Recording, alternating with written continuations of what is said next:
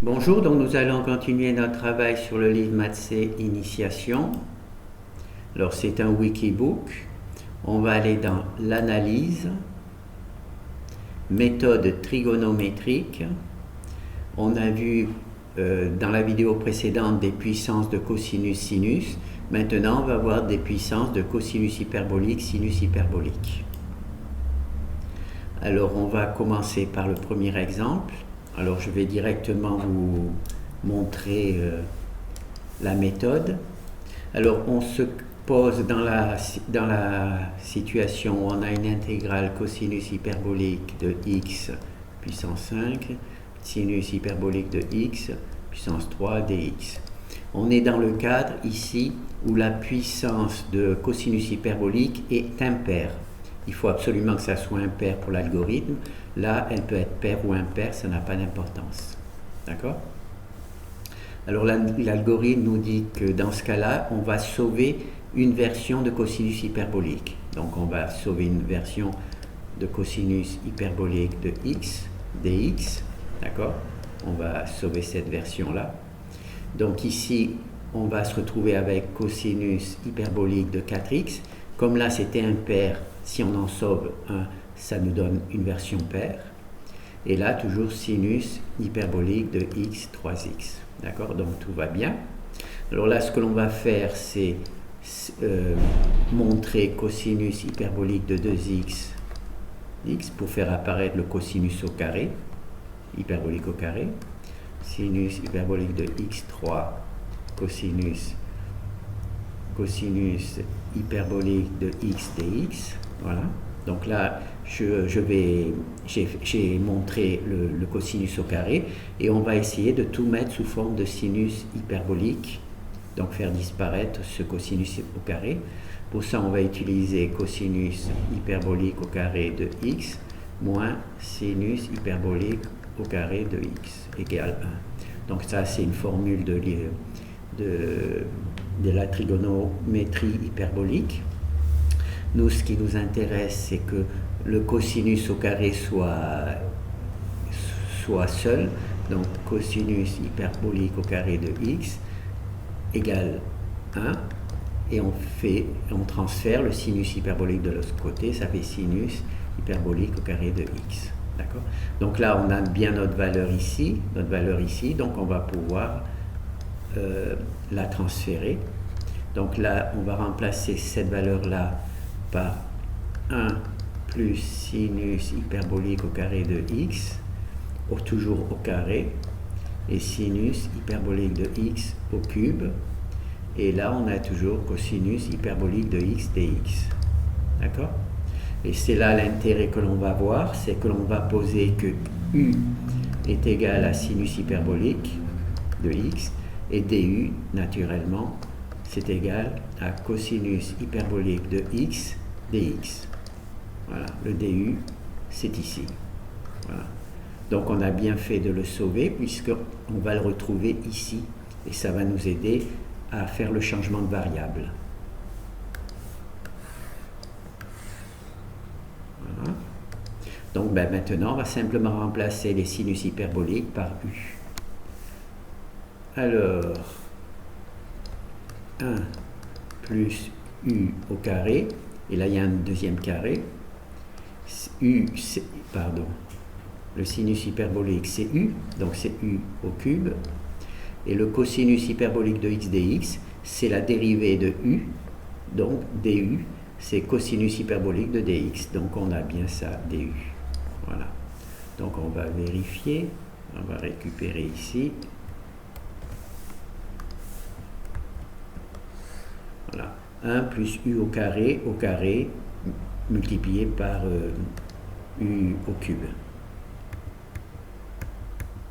Voilà, dx. Voilà, donc là on a bien réussi. Alors, nous sommes dans la situation où on a des cosinus hyperboliques multipliés par des sinus hyperboliques. Il faut que, par exemple, le cosinus hyperbolique soit impair. Lui, il n'y a pas d'importance. D'accord? Une fois qu'on a un pair, on en sauve un, on se retrouve automatiquement avec un pair. D'accord?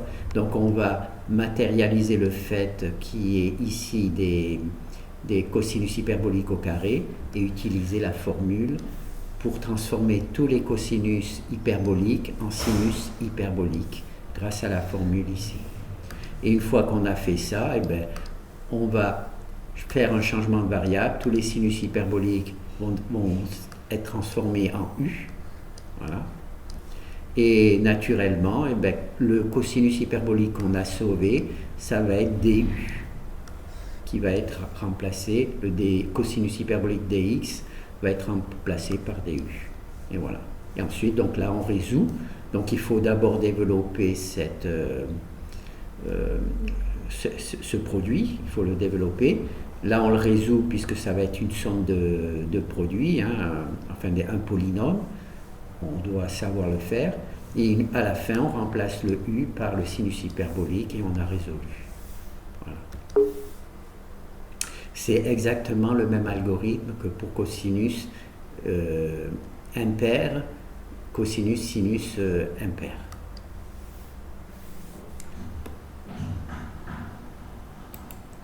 Alors là, on va avoir la deuxième version. Là, c'est la même version, simplement on va choisir, au lieu de travailler avec cosinus hyperbolique, on va travailler avec sinus hyperbolique. Il faudra aussi qu'il soit impair pour qu'on puisse en sauver une partie. Alors là, on va prendre cosinus hyperbolique de x toujours à la puissance 5, sinus hyperbolique de x toujours à la puissance 3 dx, donc on a la même intégrale. Alors cette fois-ci, on va travailler sur le fait que le sinus hyperbolique soit impair. On aurait pu travailler sur celui-là, mais là, cette fois-ci, c'est celui-là. Celui-là peut être pair ou impair, ça ne changera rien. Cela ne nous posera pas de problème. Donc là, comme il est impair, on en sauve une partie. Alors, on va tout de suite la sauver. Sinus hyperbolique de x dx. Voilà, j'en ai sauvé une partie.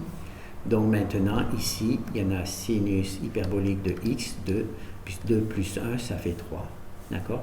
Et là, ça ne change rien, donc x puissance 5. Donc là, on a notre petit truc. Là, ce que l'on va vouloir, c'est transformer tous les sinus hyperboliques en cosinus. Donc on va utiliser la formule cosinus au carré de x moins sinus au carré de égale 1. Donc là, ce que l'on veut, c'est le sinus. Donc il va falloir isoler sinus hyperbolique au carré. Donc on va faire cosinus hyperbolique au carré de x. Le 1, il va devenir moins 1. Et le moins sinus va devenir sinus hyperbolique au carré de x. D'accord? Donc là, j'ai fait simplement un petit changement. Donc là, j'ai bien mon sinus hyperbolique au carré qui est égal à cette valeur-là. Donc je vais la transférer. Cosinus de x5. Donc cette valeur-là, c'est cette valeur-là. Donc on va mettre cosinus hyperbolique au carré de x moins 1. Et le reste ne change pas. Sinus de x dx dx. Voilà, là ça ne change pas. Alors maintenant, on va faire un changement de variable. On a fait tout ça pour justement faire ce changement de variable. On va donc poser cosinus de u, cosinus hyperbolique de x. Donc u, c'est cosinus hyperbolique. Et dans ce cas-là, du, c'est sinus hyperbolique de x dx. C'est le sinus hyperbolique dx, donc le du.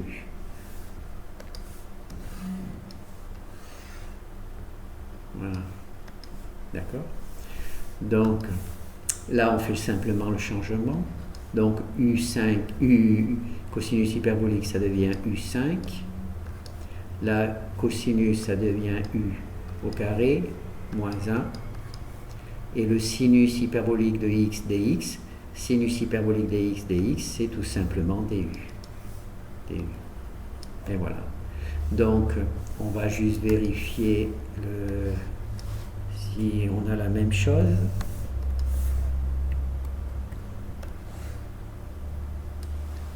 Voilà. Donc là, on a exactement la même chose. U5, U au carré, moins 1. Voilà. Oh là. Oh là là. Voilà. Donc alors on a vu les deux algorithmes. Une fois on a utilisé le fait que la puissance de cosinus hyperbolique était impaire. La deuxième fois on a utilisé le fait que la puissance hyperbolique de sinus hyperbolique était impaire. D'accord? Donc là on se rappelle, hein, on isole une valeur. Voilà. Ça nous servira pour DU, hein, pour écrire DU.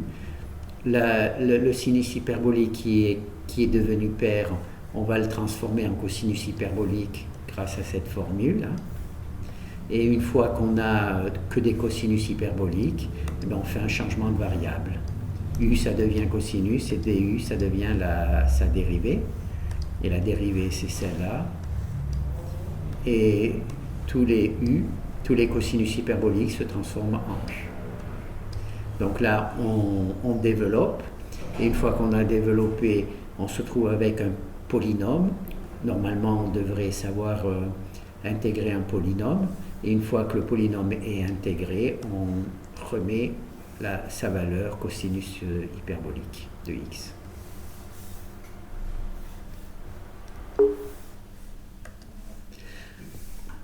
Alors là, les deux premières, c'était un algorithme pour résoudre l'intégrale k, soit m, soit n était impair.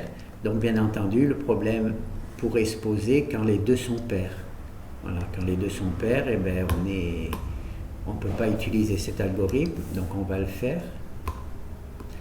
Alors, on va choisir la version la plus simple. Cosinus au carré de x, sinus hyperbolique au carré de x dx. Donc là, on a la version la plus simple.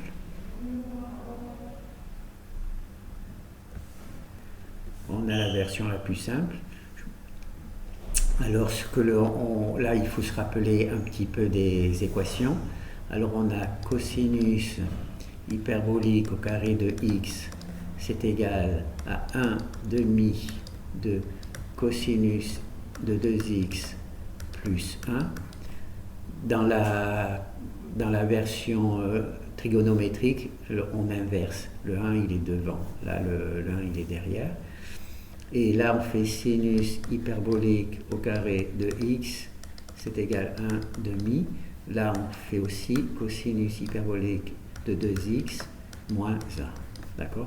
Là, le moins, il est aussi dans le sinus hyperbolique, dans la trigonométrie. Donc là, il faut juste changer la position des trucs. D'accord? Pour avoir la bonne version de l'équation. Et bien là, on va tout simplement faire les changements. Donc là, j'avais fait une étude dessus. Donc regardez dans la partie algèbre, la partie trigonométrie hyperbolique pour avoir cette fonction-là, pour ce truc-là. Alors, ce que l'on va faire, c'est cosinus hyperbolique de 2x, on va le remplacer par sa valeur. 1 demi de cosinus hyperbolique de 2x plus 1. Donc ça, c'est cosinus hyperbolique.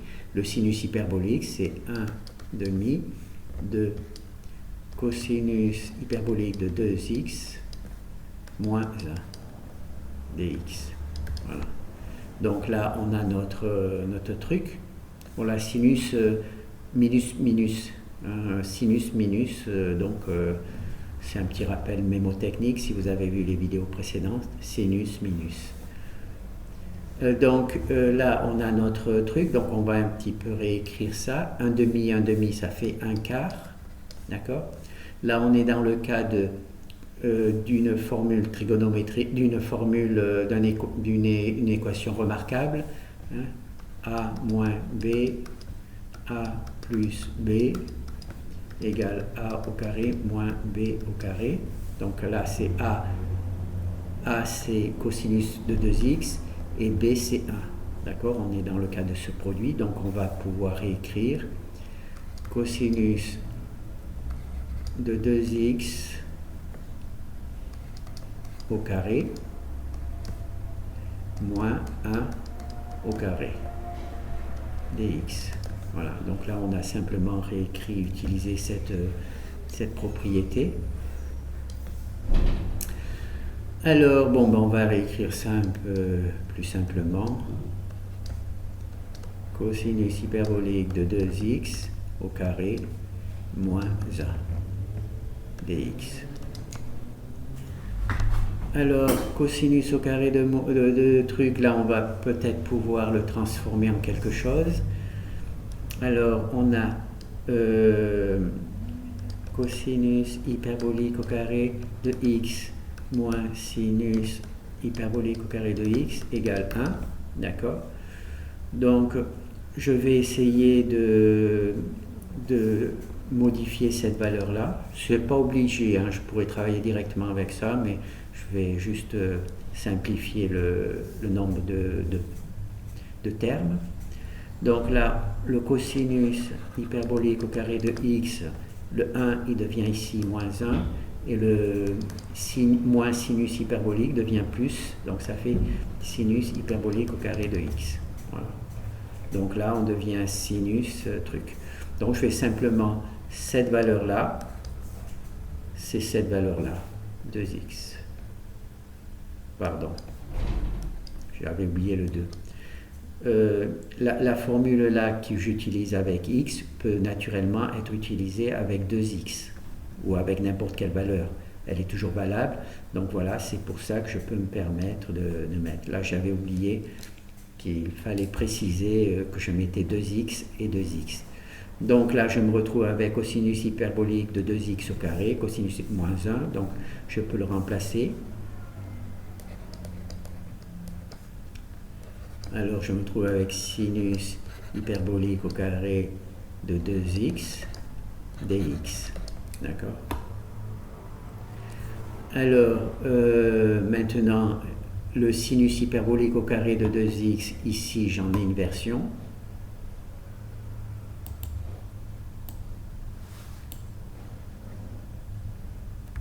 Donc je récupère. Donc ça, c'est une égalité que j'ai utilisée précédemment. Sinus hyperbolique au carré est égal à 1 demi de cosinus de 2x. D'accord? Donc là, cette fois-ci, cette équation fonctionne pour quel que soit x. Hein. Donc là, le x, je vais remplacer par 2x, ce que j'avais oublié de préciser ici. Donc je vais faire sinus hyperbolique au carré, à la place de x, je vais mettre 2x.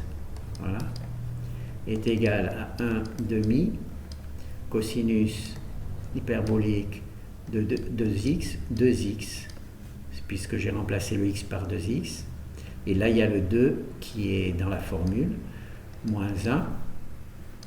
Voilà. Et donc maintenant, eh bien, je vais tout simplement transférer cette forme ici.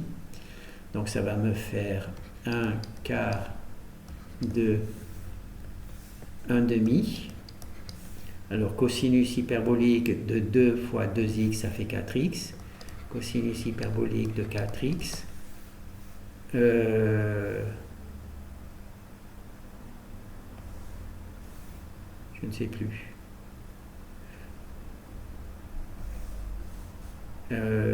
Moins 1. Voilà. Ah, par contre, là, il faut que je mette la parenthèse. Voilà, dx. Là, j'étais un petit peu perdu parce qu'il y a beaucoup de choses. Donc là, on a fait 2 fois 2, 4, le moins 1 et 1 demi. D'accord? Donc, maintenant, ça, c'est une intégrale qu'on est théoriquement capable de résoudre. Alors, on peut la simplifier un petit peu en faisant 1/8 cosinus hyperbolique de 4x moins 1 dx. Voilà, donc là, on est capable de résoudre cette équation, normalement. Alors, on va voir si on récupère ici.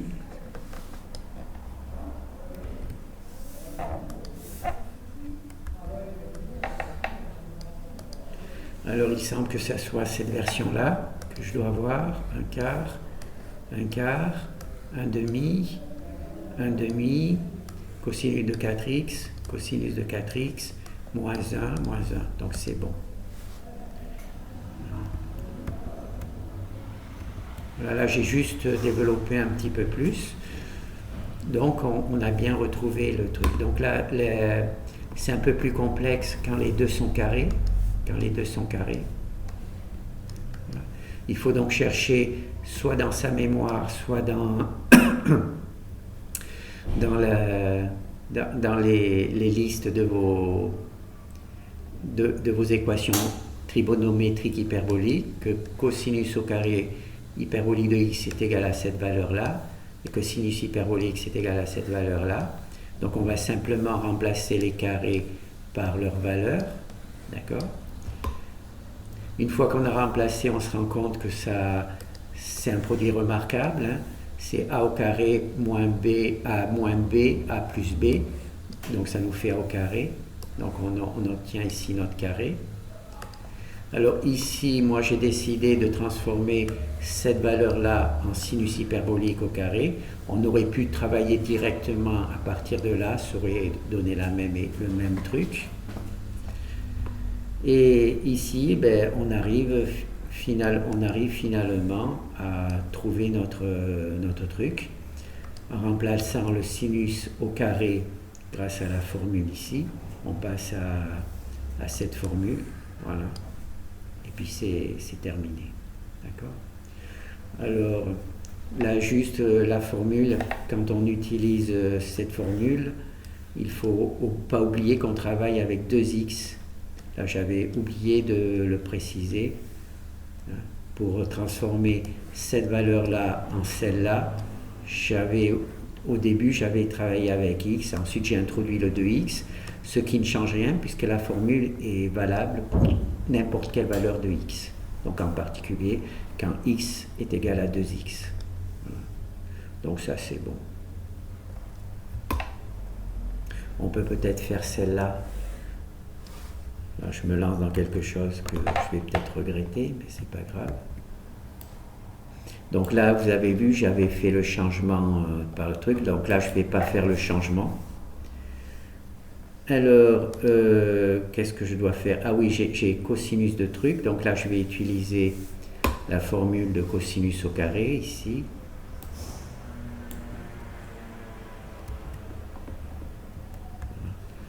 Au lieu de transformer ça en sinus hyperbolique au carré de 2x, je vais utiliser la formule ici. Alors, là, je me trouve avec cosinus hyperbolique au carré. Là, j'ai cosinus hyperbolique au carré, mais là, j'ai un 2x, et là, j'ai juste un x. Donc, il faut que je la réécrive. Cosinus hyperbolique au carré de 2x. Un demi, toujours. Cosinus hyperbolique au carré, ça fait cosinus hyperbolique de 2 fois 2x, puisqu'il y a plus 1. D'accord?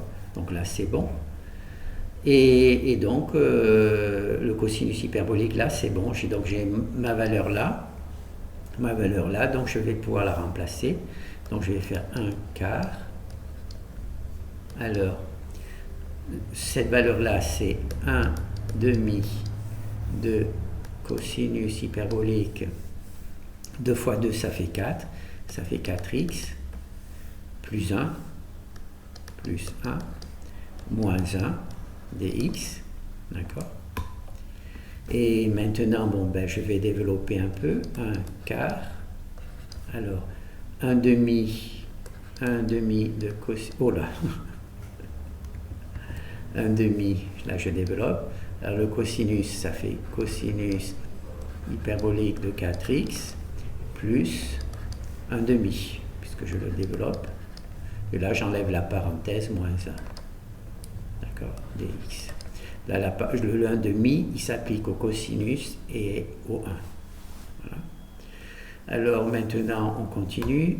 Alors, 1 quart.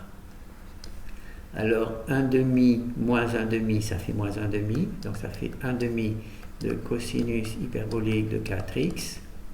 1 demi moins 1 demi, ça fait moins 1 demi dx. Donc là, je vais factoriser le 1 demi, ça fait 1 quart. Donc 1 demi, facteur de cosinus hyperbolique de 4x moins 1 dx. D'accord. Et là, c'est la valeur que j'avais trouvée ici.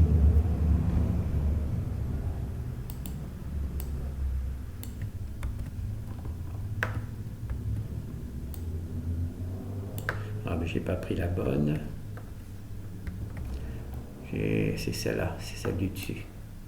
Parce que l'autre, j'avais déjà un truc. Voilà. Voilà, on retrouve exactement la même valeur.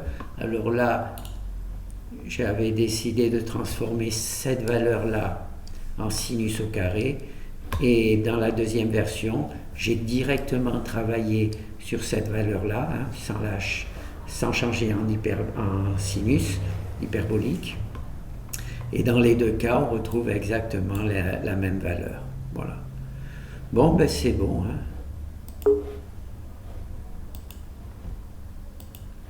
Alors là, on a vu, c'est exactement les mêmes algorithmes que pour la fonction trigonométrique.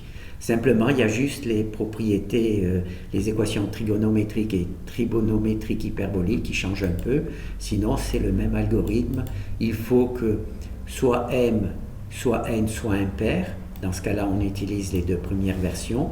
Et si les deux sont pairs, on utilise une version qui est un peu plus complexe. C'est pour ça qu'on préfère qu'un des deux soit impair. Et sinon, si on est obligé de passer par les pairs, on passe par les pairs. Merci.